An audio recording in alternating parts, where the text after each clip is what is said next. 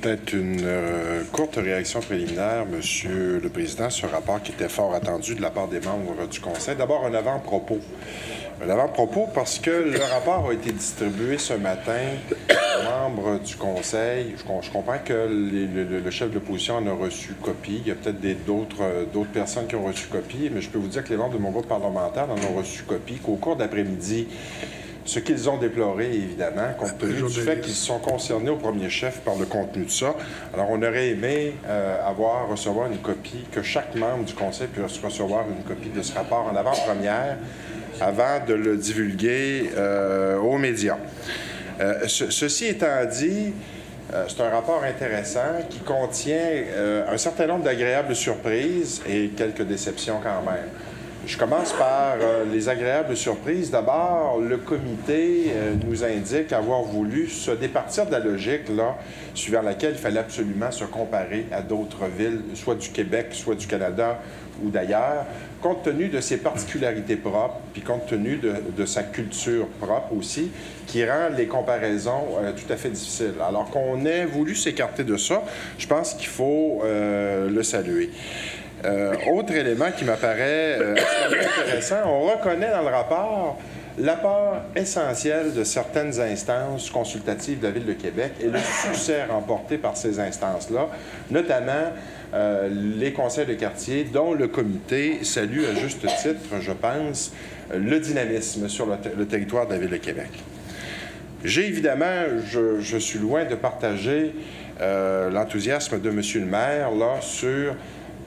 Et je le dis avec beaucoup d'égard à l'endroit des membres du comité, disons sur la qualité générale ou sur le caractère étoffé des conclusions qui sont présentées. Je dois vous dire, j'ai plutôt l'impression, moi, qu'on est en présence d'un exercice qui a d'abord et avant tout été d'ordre mathématique. Alors, on est parti d'un a priori qu'il fallait réduire le nombre de conseillers. On a fait consensus autour d'un chiffre, autour de 16 000 par district, et puis on a travaillé en fonction de ça. Évidemment, ce qui me frappe, c'est qu'on est aussi parti de la prémisse suivant laquelle la ministre allait accepter la demande de la Ville de Québec à l'effet de s'écarter du cadre prescrit par la loi sur les élections et les référendums dans les municipalités. Ça, pourtant, c'est pas acquis, parce que la règle, elle est connue. C'est la loi qui détermine le nombre maximal et minimal de districts que doit comporter une ville en fonction de sa population. Dans le cas de Québec, on connaît la situation, c'est entre 30 et 90.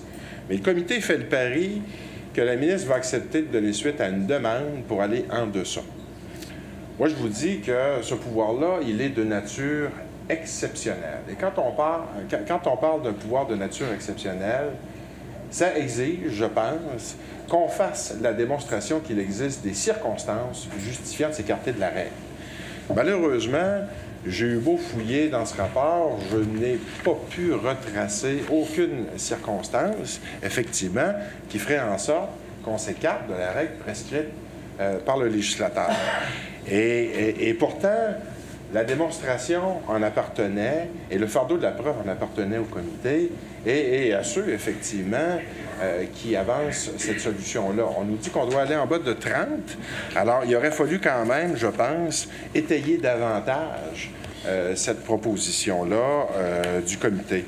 Autre déception également, et je termine là-dessus, M. le Président, parce qu'on aura l'occasion, effectivement, M. le maire l'a indiqué, on aura l'occasion, je pense, au cours des prochains jours, des prochaines semaines, d'en discuter en long et en large. Une autre déception, c'est qu'effectivement, on parle dans le rapport de la nécessité de revaloriser la tâche de conseiller municipal, mais le seul moyen qu'on identifie dans ce rapport-là pour parvenir à cet objectif, c'est d'en réduire le nombre.